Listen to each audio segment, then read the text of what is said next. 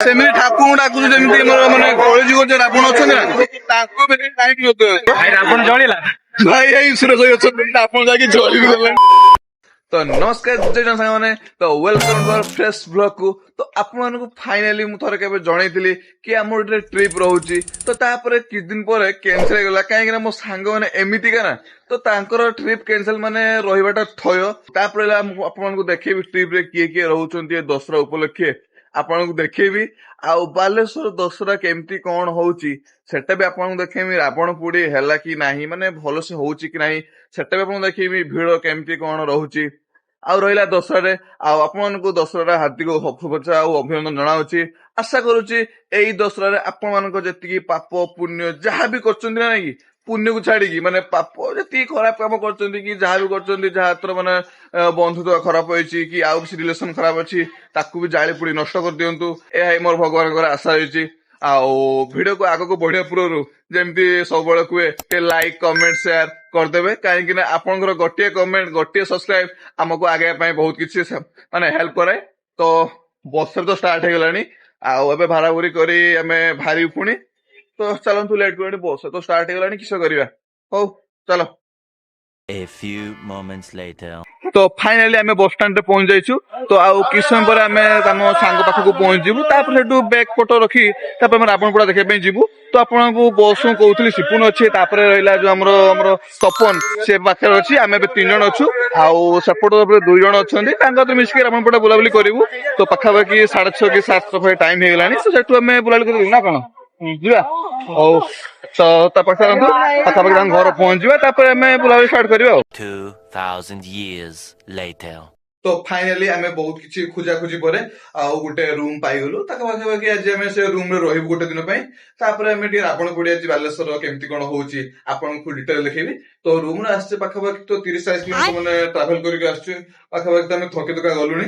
ତ କିଛି ସମୟ ପାଇଁ ଆମେ ଟିକେ ରେଷ୍ଟ ନବୁ ରୁମ ରେ, ତାପରେ ରାବଣ ପୋଡାପୋଡି ପାଇଁ ଟିକେ ବୁଲାବୁଲି କରିବା ପାଇଁ ଯିବୁ। ଆଉ ଆପଣଙ୍କୁ ତ ଦେଖେଇବି ବାଲେଶ୍ୱର ମାନେ ରାବଣ ପୋଡି କେମିତି କଣ ହଉଥିଲା। ଆଉ ପୂଜା ତ ଆପଣଙ୍କୁ ଦେଖେଇ ପାରିଲିନି କାହିଁକି ନା କିଛି ଇସ୍ୟୁ ଥିଲା ମୋ ପାଇଁ। ତ ଆଜି ଆପଣଙ୍କୁ ରାବଣ ପୋଡି ଦେଖେଇବି। ତାପରେ ତ କିଛି ରୋଷେଇ କରିହବନି, ତ ବାହାରେ ଆମେ ଆଜି କିଛି ଖାଇଖୁଆ ନବୁ, ତାପରେ ଆପଣମାନଙ୍କୁ ଦେଖେଇବି। ତ ବେଶୀ ଲେଟ୍ କରିବାନି, ଟିକେ ରେଷ୍ଟ ନେଇକି ଟିକେ ଫ୍ରେଶ ହେଇକି ବାହାରକୁ ଯିବା। ତ ଚାଲନ୍ତୁ ଦେଖିବା ପରେ। ତ ଫାଇନାଲି ଆମେ ରାବଣ ପୋଡା ଦେଖିବା ପାଇଁ ଫ୍ରେଶ ହେଇକି ବାହାରି ଆସିଛୁ। ତାପରେ କିଛି ସମୟ ପରେ ଆମେ ମାନେ ବାଣର ସାଉଣ୍ଡ ଆପଣ ଦେଖିପାରୁଥିବେ, ମାନେ ପାଖାପାଖି ଆମେ ହେଲୁଣି। ଆଉ ଏପଟ ଭୁବନ ଭାଇ ଅଛନ୍ତି ଯାହା ଘରକୁ ଆମେ ଆସିଛୁ ବୁଲାବୁଲି କରିବୁ। ଆଉ ଏପଟ ତପନ ଭାଇ ତ ପଛରେ ଅଛନ୍ତି।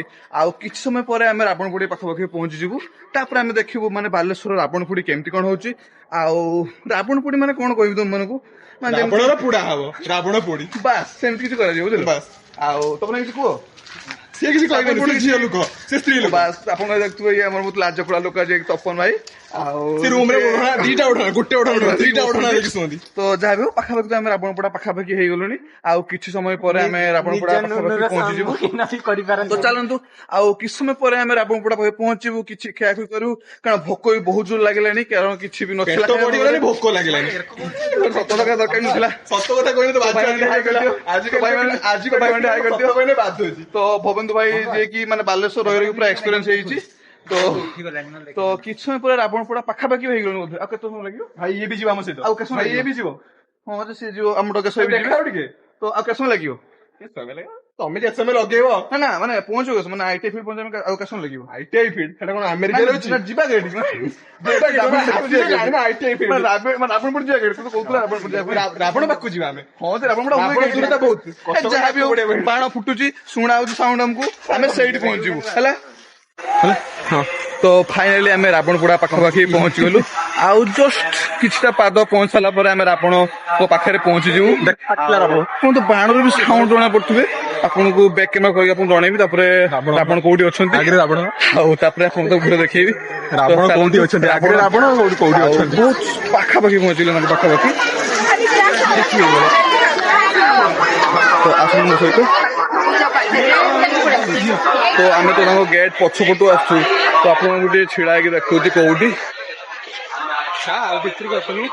ବାଲେଶ୍ୱର ଏତେ ରାବଣ ପୋଡି ପାଇଁ ଭିଡ, ମାନେ ଭିତରକୁ ଯିବାଟା ବହୁତ କଷ୍ଟକର।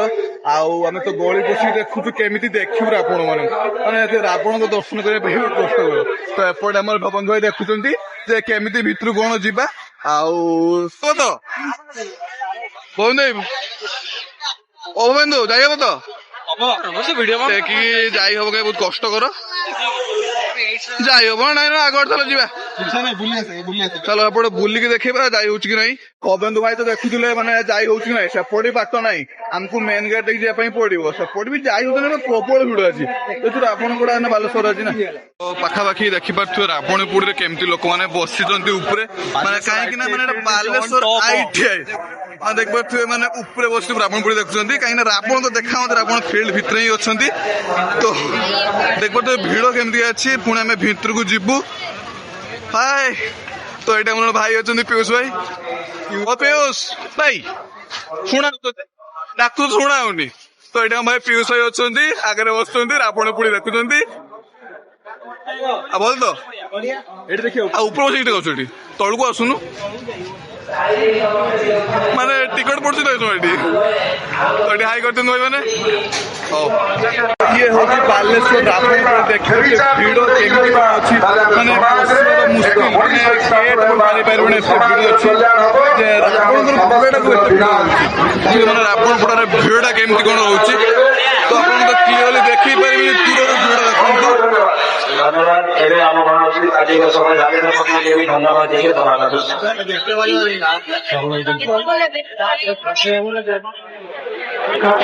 ଦେଖିପାରୁଥିବେ ରାବଣଙ୍କୁ ଜୁମ୍ କରି ଦେଖିବାକୁ ପଡୁଛି କାହିଁକି ଏତେ ଦୂରରେ ଅଛନ୍ତି ଆଉ ମାରିବା ଟାଇମରେ ଦେଖା ହବ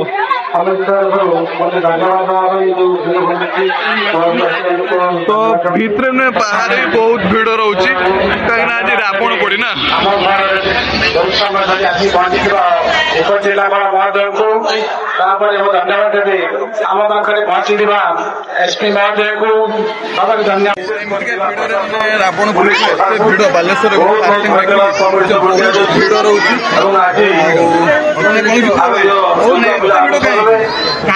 ଫେମସ ନାହିଁ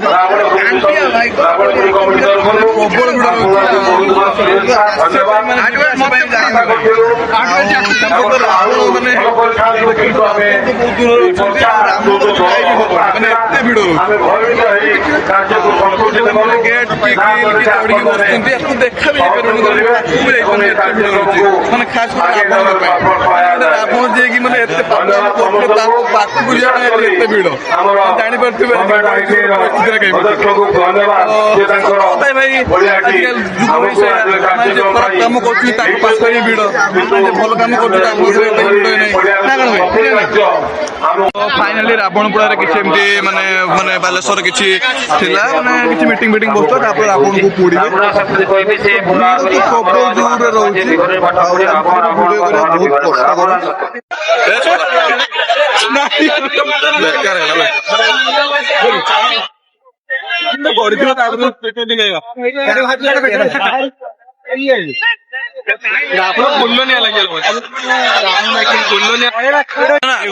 ତପନଠୁ ଭଲ ରହିବ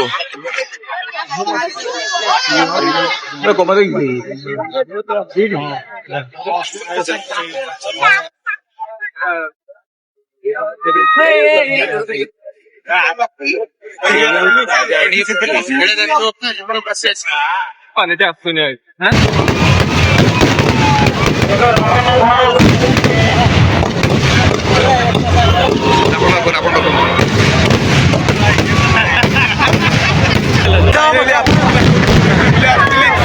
ଦୁଃଖର ବିଷୟ ଆପଣ ଏତେ ଜଲ୍ଦି ନିଆଁ ଲାଗିଲେ ଯାହାକି ମାନେ ଗୋଟେ ସେକେଣ୍ଡ ଉଠେଇ ପାରିଲେଣି ମାନେ ସହି ପାରିଲେଣି ଆପଣ ନିଆଁ ଲାଗିଲେ ଆଉ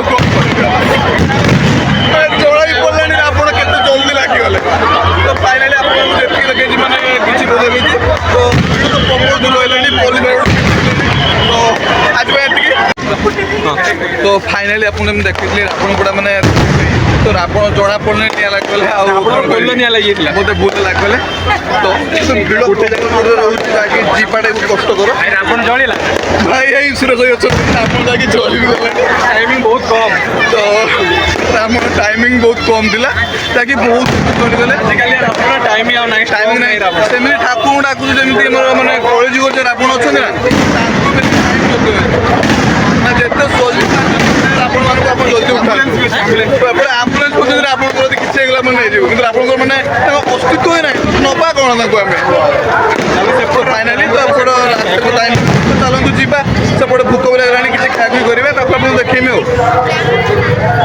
तो भिड़ एटे जो थी ना तो मैंने रावण देखिए कौन मैं रावण दर्शन से पाइलुनि कि सेपटे ठस हो तो फाइनाली आम रास्तार अच्छे रावणपड़ा सारिकी किंतु वर्षा भी आसलानी तो पाखापाखि भल मानने ढाबा कि होटेल कि रेस्टोरेंट से पाऊने तो पाई सारा पर किसी ଖିଆଖୁଇ करूँ कहीं रावणपड़ा स्टार्ट हाँ पूर्वर आमको बहुत जोर से भोक लगे भुवन पाखापाखि अच्छे ना कि अच्छी अच्छी आगे आगे तो भुवन भाई कहते आगे गोटे भल मानने पेट कदर तल जाए फुल हो तो बहुत कहते तल आड़ू ऊपर आड़ू पूरा फुल हो कहीं बहुत भल होटेल अच्छी चलू देखा ये दुकान अच्छी देखा एपटे मेढ़ पाई मैंने भिड़ तो रोचे मैंने किसी कह हेनी सपन भाई से मोबाइल छाटिया रेडी होती खाली डर मोबाइल छाटिया एपटे छोट मेढ़ गोटे अच्छी मेढ़ तो आप देखा तो आप पूरा देखिए मेढ़ गोटे छोट मेढ़ गोटे तो एमती किसी रही बालेश्वर मेढ़ माने एमती बहुत जगह जो मेढ़ रही आम बुलाबुली भी ठीक से करूँ कहीं किसी प्रोब्लेम रही जाता चलो देखिए ट्राफिक बहुत भिड़ रही तो ट्राफिक